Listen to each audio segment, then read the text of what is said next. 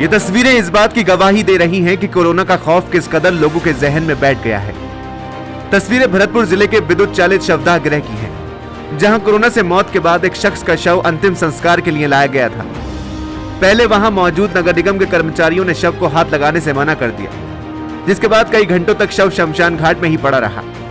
इसके बाद पुलिस ने जब शमशान घाट के कर्मचारियों पर शव के अंतिम संस्कार का दबाव बनाया तो दोनों कर्मचारी शव को छूते ही बेहोश होकर जमीन पर गिर पड़े।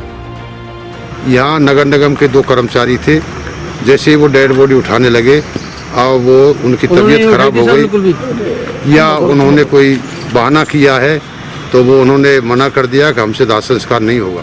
दरअसल भरतपुर के अलटबंद इलाके के रहने वाले एक 53 वर्षीय बुजुर्ग की 14 जून को मौत हो गई थी। 2 दिन बाद उनकी कोरोना रिपोर्ट पॉजिटिव आई, जिसके बाद परिजन और प्रशासन शव को अंतिम संस्कार के लिए शमशान घाट लेकर आए। लेकिन वहां मौजूद कर्मचारियों ने पहले तो शवगृह की इलेक्ट्रॉनिक मशीन खराब होने की बात कही, लेकिन जब जांच के दौरान मशीन सही निकली तो दोनों कर्मचारी हंगामा करने लगे। इस दौरान दोनों कर्मचारियों ने जेईएन पर पथराव किया और उनके साथ बदसलूकी की।